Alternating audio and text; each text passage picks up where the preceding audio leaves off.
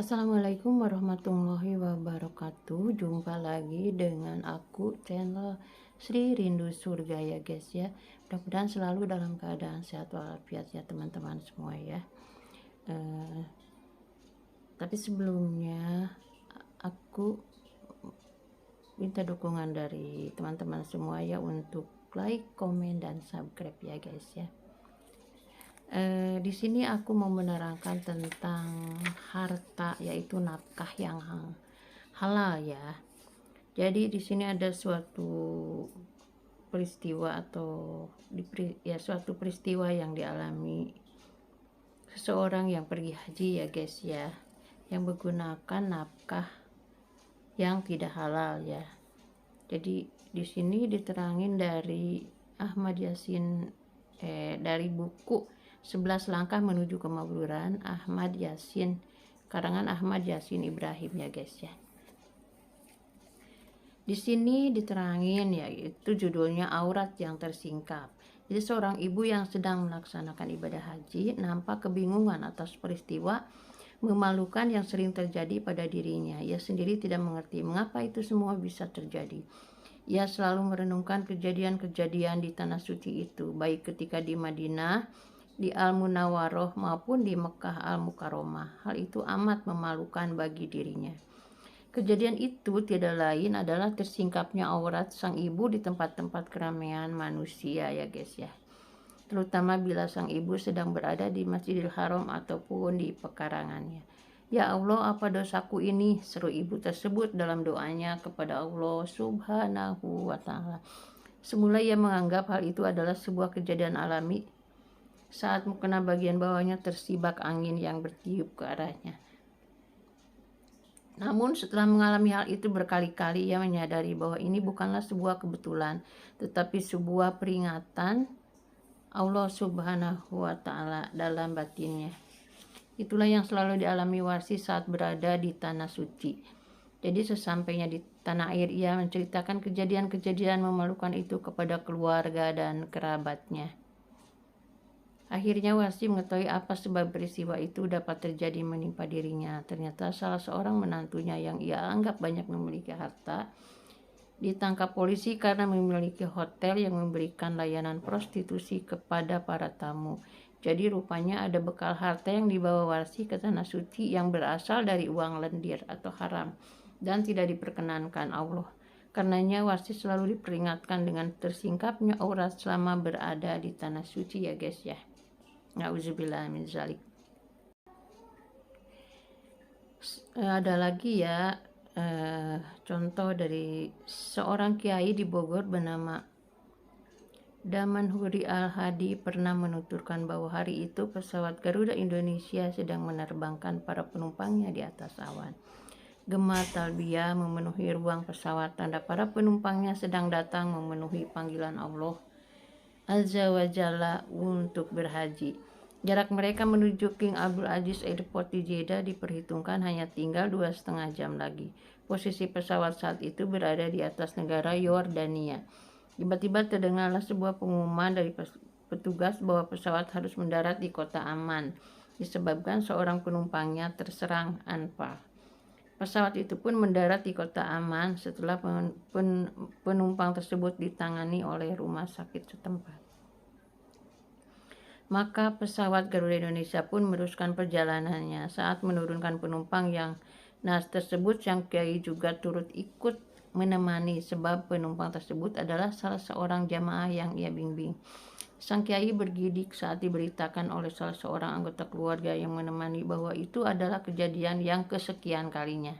Setiap kali papa berniat untuk berhaji, pasti ada saja halangannya. Itulah penuturan sang putri yang menemani ayahnya, mantan pejabat negara yang berniat berhaji. Namun perjalanannya menuju Baitullah tidak mendapat restu dari sang pemilik rumah. Masya Allah. Nah di sini diterangin, berbekallah dan sesungguhnya sebaik-baik bekal adalah takwa, dan bertakwalah kepadaku, hai orang-orang yang berakal. Quran Surat Al-Baqarah ayat 197. Makanan halal memperkuat ibadah ya guys ya. Nah di sini diterangin, saudaraku, jika Anda berniat berangkat haji menuju Baitullah, perhatikanlah bekalmu, perhatikanlah juga makanan serta minumanmu. Makanlah segala makanan yang baik dan halal. Jangan pernah terjadi Anda memakan makanan haram dari harta yang haram dan dengan cara yang haram. Nauzubillah. Hal ini bukan hanya sebatas saat Anda hendak berhaji, tetapi dalam setiap kesempatan. Cobalah Anda perhatikan untuk memilih dan memilah makanan serta minuman yang halal agar badan terasa sehat dan kuat, khususnya saat beribadah kepada Allah Subhanahu wa Ta'ala. Allah Subhanahu wa Ta'ala berfirman, dan makanlah makanan yang halal lagi baik dari apa yang Allah telah rezekikan kepadamu, dan bertakwalah kepada Allah yang kamu beriman kepadanya. Quran Surat Al-Maidah ayat 88.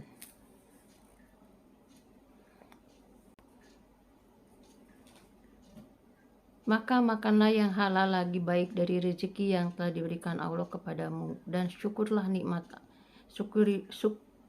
nikmat Allah jika kamu hanya kepadanya saja menyembah. Quran Surat Al-Anfal ayat 114.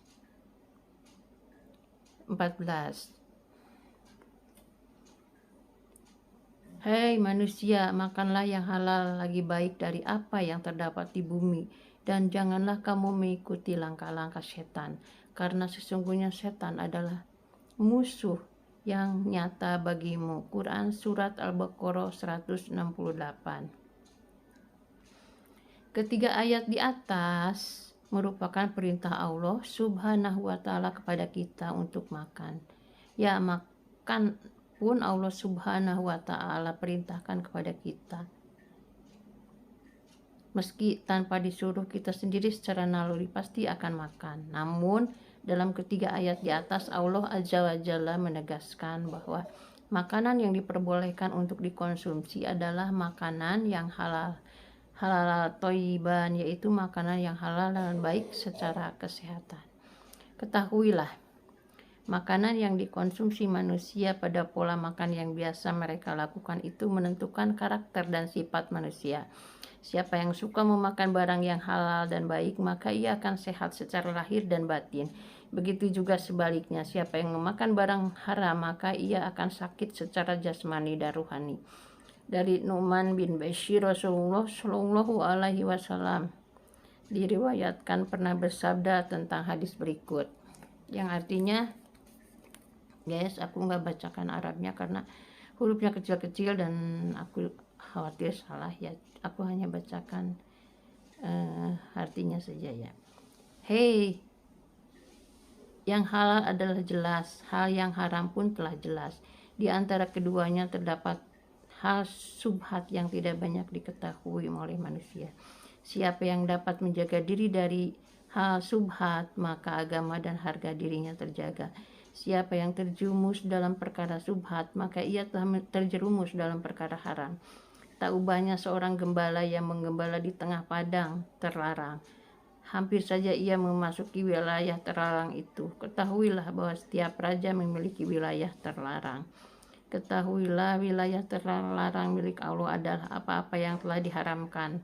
Camkanlah bahwa dalam tubuh manusia terdapat sekerat daging. Jika sekerat daging itu baik, baiklah seluruh tubuh.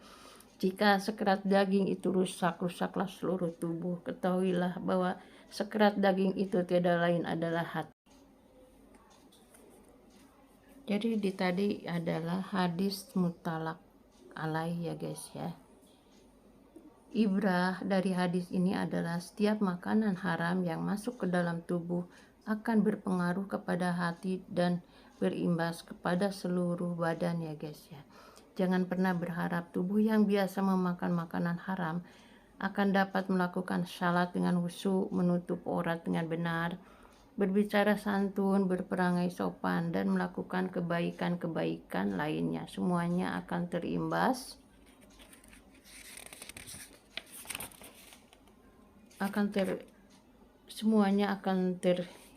buruk selagi yang masuk ke dalam tubuh adalah makanan yang haram.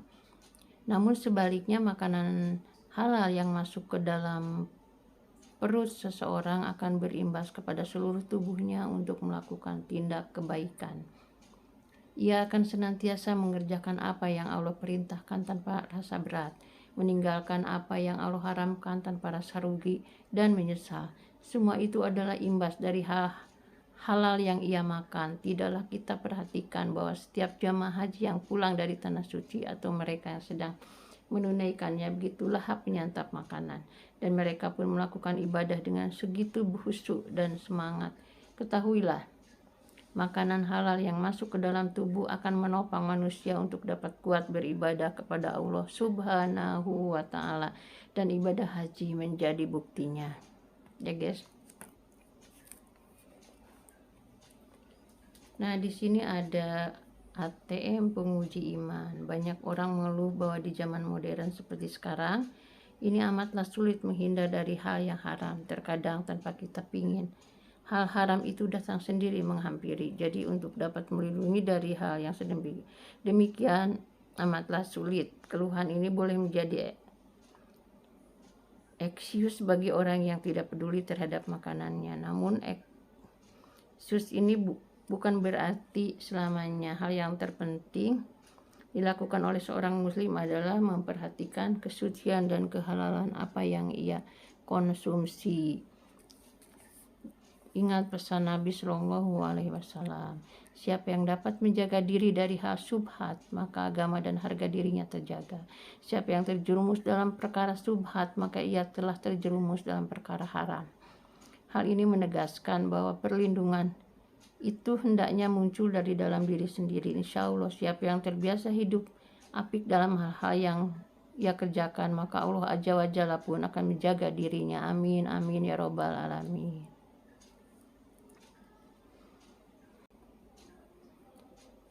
ATM penguji iman. Banyak orang mengeluh bahwa di zaman sekarang seperti sekarang ini amatlah sulit menghindar dari hal yang haram ya guys ya. Terkadang tanpa kita pingin hal-hal haram itu datang sendiri menghampiri. Jadi untuk dapat melindungi diri dari hal sedemikian amatlah sulit. Keluhan ini boleh menjadi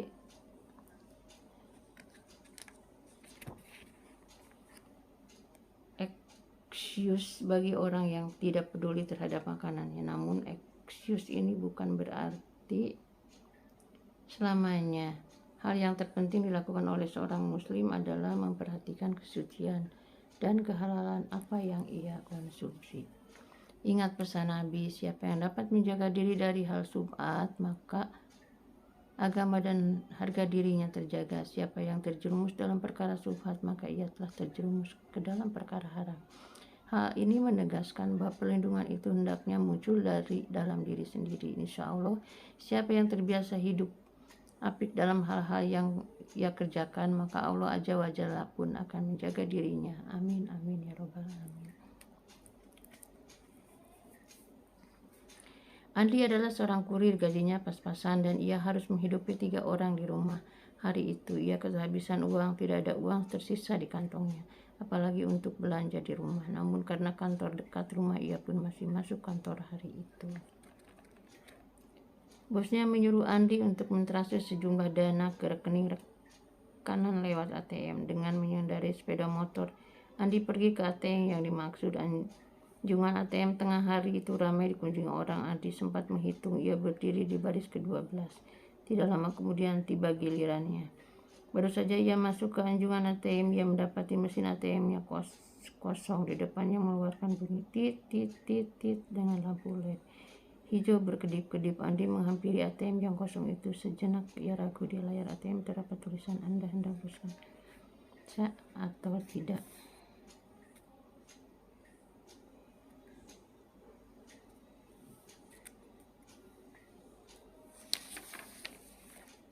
Andi bingung, jadi tunjukkan bergerak sholat tanpa diperintahkan. Terpencetlah tombol ya olehnya. Andi baru mengerti bahwa orang sebelum dirinya lupa menarik kartu ATM yang tertinggal di dalam mesin.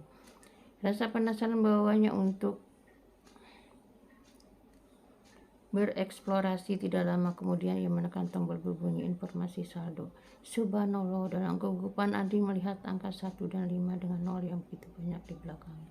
Andi bingung, ia melakukan apa saat itu sampai-sampai untuk membaca dikit dan mengetahui jumlah saja ia tak mampu. Rasa kalut dan bingung berkecamuk di dalam batinnya. Ia sempat mendengar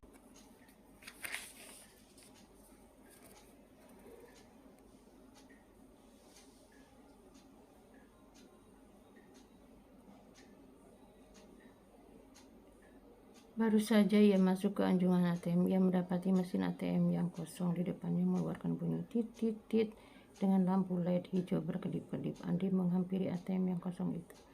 Sejenak ia ragu di layar ATM terdapat tulisan Anda hendak meneruskan transaksi, ya atau tidak.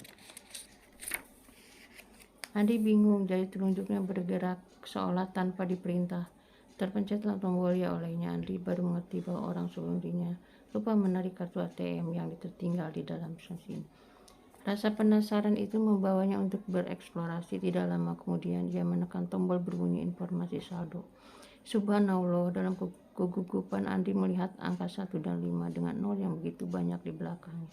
Andi bingung mau melakukan apa saat itu, sampai-sampai untuk membaca dikit dan mengetahui jumlah saja ia tak mampu.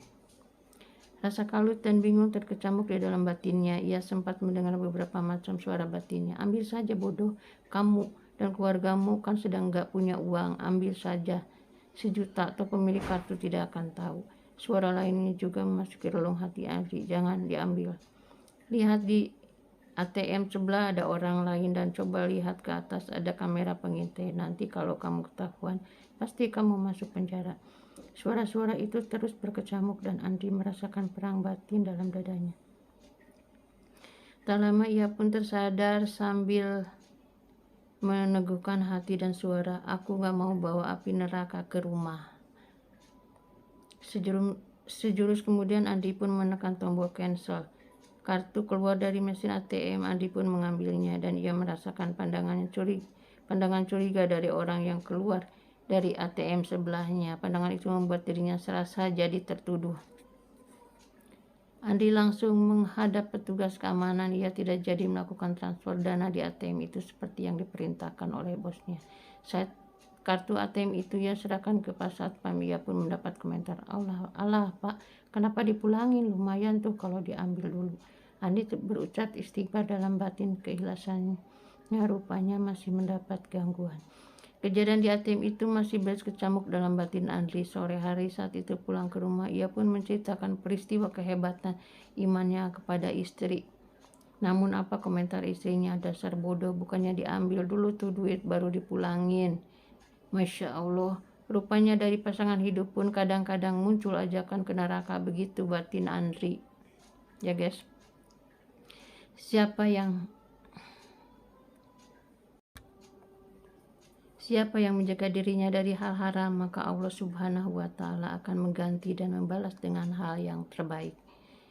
Lepas Isya, seorang sahabat datang ke rumah Andri. Ia membawa sebuah kotak kardus berisikan mini kompo. Ia minta Andri untuk menjualkannya. Andri menyatakan siap dan dengan izin Allah Subhanahu wa Ta'ala, Andri mendapatkan pembeli dengan harga lebih tinggi dari yang diharapkan oleh pemilik. Subhanallah, Andri mendapatkan komisi yang halal dari penjualan mini kompo itu sebesar 200.000. Begitulah salah satu cara Allah Subhanahu wa Ta'ala menguji iman hambanya. Terkadang hal yang haram begitu mudah datang kepada kita, namun ketahuilah siapa yang mampu menjaga diri dari hal yang haram, maka Allah Subhanahu wa Ta'ala akan menjaganya dan memberikan kecukupan atas kebutuhannya. Di sini diterangin ya, daging yang tumbuh dari barang haram. Abdul Khair adalah seorang teller di sebuah bank milik pemerintah. Sudah 2 tahun ia bertugas menjadi teller. Sikapnya yang ramah dan murah senyum membuat banyak nasabah ingin mengambil antrian di counter miliknya. Belakangan ia dipindah oleh kepala cabang ke bagian clearing di posnya yang baru. Abdul Khair malah memperoleh banyak kenalan dari kalangan korporat. Sudah menjadi hal yang lumrah setiap kali Abdul Khair membantu nasabahnya mengkliring sebuah cek, maka secara otomatis mereka memberi uang tips kepadanya. Pada awalnya Abdul Khair selalu menolak, namun karena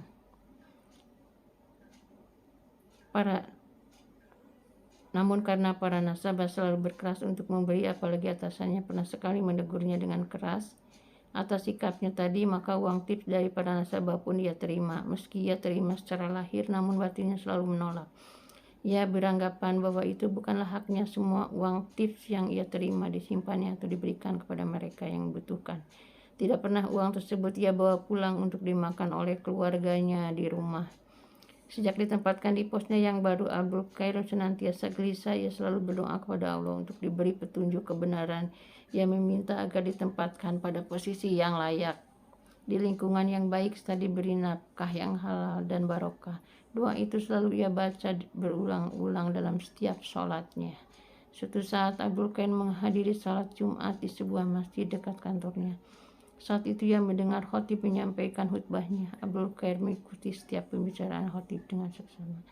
Tema yang dibicarakan khatib telah menyita perhatiannya hingga saat sang khatib menyampaikan sebuah hadis Rasulullah Shallallahu Alaihi Wasallam dengan suara lantang. Setiap daging yang tumbuh dari hal yang haram. Jadi diterangin di sini, setiap daging yang tumbuh dari hal yang haram, maka nerakalah yang pantas untuknya. Suara khotib mengiang di kepalanya sejenak. Abdul Qair menatap wajah khotib yang sedang berkhutbah. Ia mendapati wajahnya tegas, namun ikhlas sedang menyampaikan ajaran agama. Abdul Qair mengerti bahwa ini merupakan pesan Allah yang ditujukan kepadanya. Sejurus kemudian Abdul Qair menundukkan kepala. Ia terpekur menghitung dosa satu persatu. Wajah istri dan anak-anaknya hadir di hadapan Abdul Qair, begitu takut bila mereka yang ia cintai masuk neraka karena ulahnya. Ya, sebab ia menerima uang haram yang bukan haknya.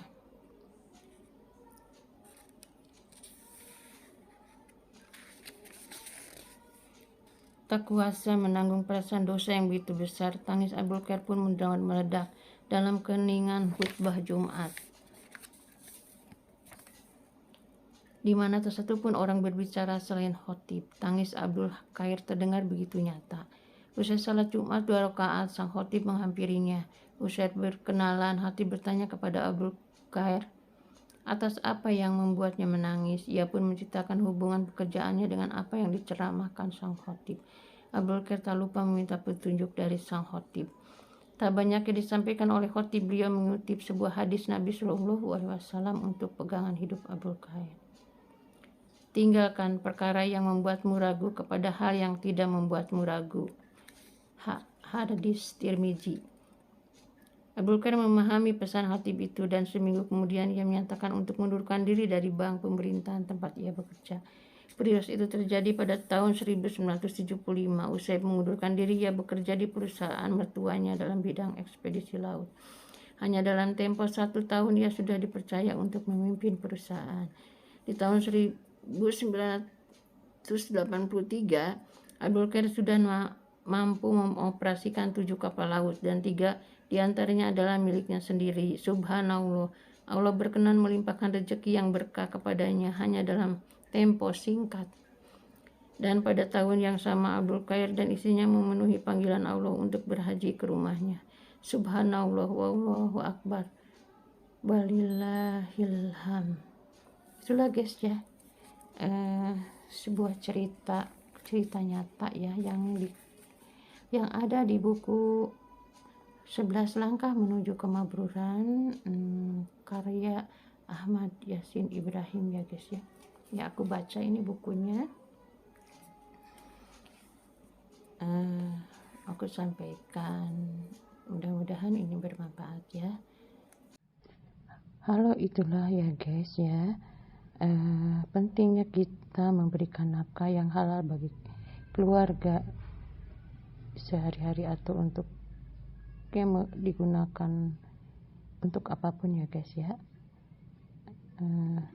Wassalamualaikum warahmatullahi wabarakatuh. Semoga kita termasuk yang menggunakan uang halal. Amin ya rabbal alamin.